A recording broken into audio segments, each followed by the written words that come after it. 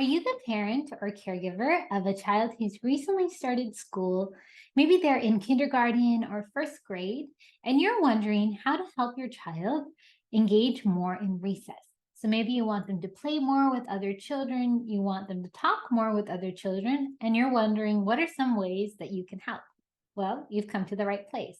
Hi, my name is Amini. I'm a speech and language pathologist with several years of experience working with children and their families to maximize speech and language development. I also have a private practice, Smarter Speech, in the Bay Area where I do the same.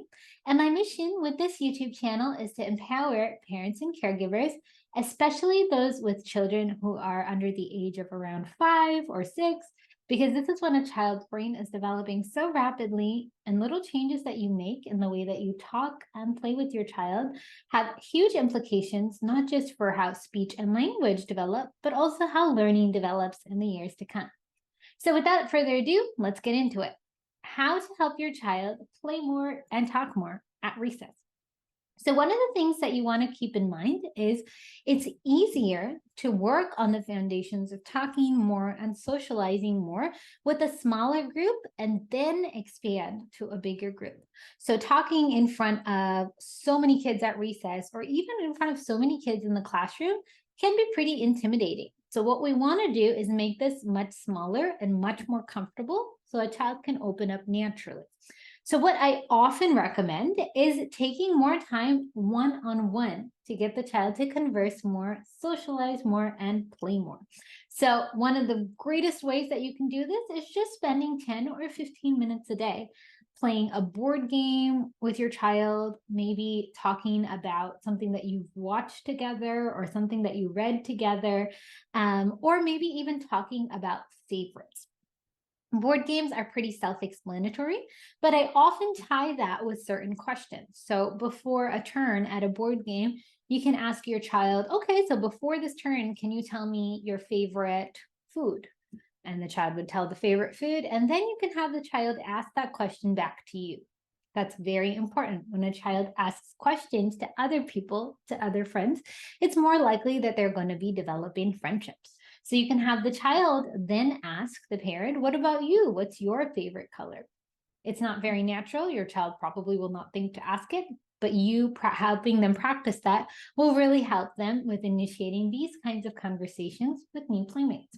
So every turn, you can talk about favorite color, favorite movie, favorite Disney princess, favorite superhero, favorite sport, the list goes on and on. That's a nice thing to tie into board games. Or every turn, just talk about the board game. Talk about what's going on, make comments about who's winning, who's not winning. All of those things are really low stress ways to get your child to open up a little bit more. With the story, you can be talking about what you like, what part was fun, what part was not fun, who your favorite character is, what you think is going to happen next. Just set a timer, 10 to 15 minutes. Make sure you're getting those back and forth turns one-on-one. So you'll be surprised to see, especially if you do this week after week, your child will have more spontaneous utterances. They will not have to wait as much for you to initiate and for you to start talking. So that's usually a really good idea, just spending those 10 to 15 minutes a day. Then what you can do is slowly, once you feel like around 80% of the time conversation is pretty easy on a one-on-one basis, then you can upgrade to talking with maybe 2 or 3 people. So bring in sibling, bring in cousin, bring in neighbor, there should be maybe 2 or 3 people in a group. And you can do those same activities together.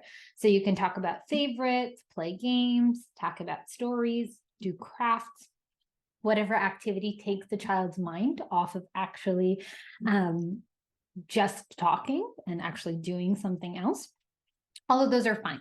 But here, the only variable that changes is instead of the child asking and answering questions with just you, the child would ideally start asking and answering questions with other people as well. So maybe with partner 2 or partner 3, they can ask, they can pick who they want to ask a certain question.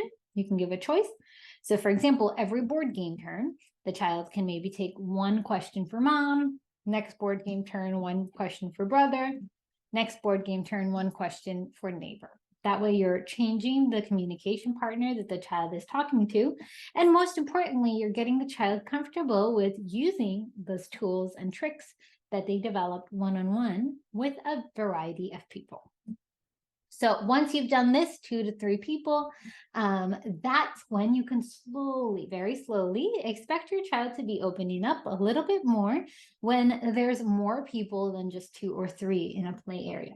So you can practice this at a park, for example. What usually helps, especially what I used to do when I used to see kids in a school, is to find a friend. So to find somebody that this child has already played with and interacted with, maybe in your 2 or 3 person school group or your game group, and then have that person be your child's partner as they go around the park, as they go around recess.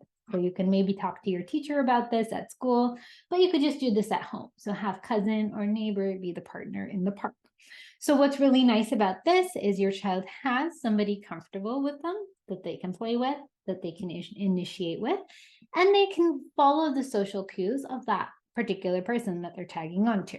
So if that person goes and talks to somebody else, it's more likely that your child will talk to somebody else. If that person is playing a particular game, it's more likely that your child will join in and play that game. So that's a really important step to take, but normally I take that step after a child is comfortable around 80% of the time. So most of the time in that small group. So in that group of 2 or 3 people, you should be seeing that for the most part, your child feels comfortable. They're not shutting down. They're not upset, and maybe do that most of the time for at least a couple months before you introduce many more people and a lot more change and a lot of variables. So gradual introduction is key, and not pushing your child is key, and letting it develop naturally is key. So this is a nice way of making sure that there's never too much to handle and that the pressure is low. Communication always happens when pressure is low. So this phased approach is something I recommend to a lot of clients. You can do it at home if you can't do it at school, or you can talk to a teacher about getting something like this in session or in progress, even at school. So it really does pay off. So I hope that this tip helped you. If you are concerned about your child's social skills, it is a good idea to talk to a teacher, a speech therapist, a pediatrician, whatever professional near you sooner than later, because they can give you some more tips and tricks that are more personalized for your child, or see what else might be going on. So that's definitely something you want to do sooner than later. Maybe see if counseling needs to be involved. Whatever it is, be proactive, because when you intervene early, it's more likely that things get fixed earlier. So you want to intervene earlier than later.